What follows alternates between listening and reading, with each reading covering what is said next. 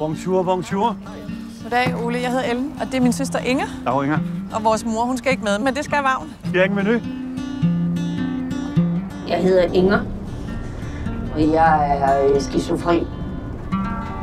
Og det synes jeg bare lige, at I skulle vide.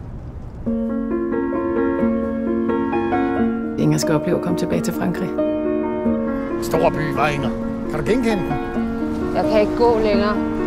Nej, det kan jeg heller ikke.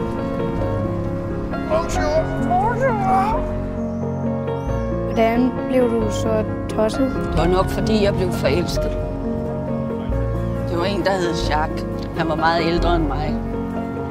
Men han var enormt god i sengen. Han havde... Christian, kommer du tilbage. Kom så her. Nu. Har du brug for hjælp, Inger?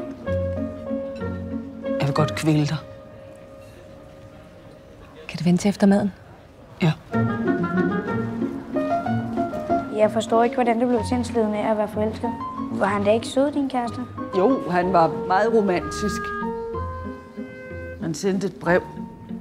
Bor han der stadig? Måske. Christian, hvor har du været? Vi har lidt efter dig. Og hvis Christian havde lyst til at være lidt sammen med os, så er det så fint. Nej. Det er ikke sundt for Christian. Jeg smitter ikke.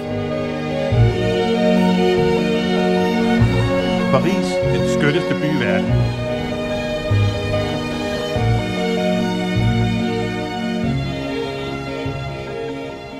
Han bor der stadig. Han er det eneste Jacques Dubé i Rue Malbranche. Hvad er det, du skal? Inger.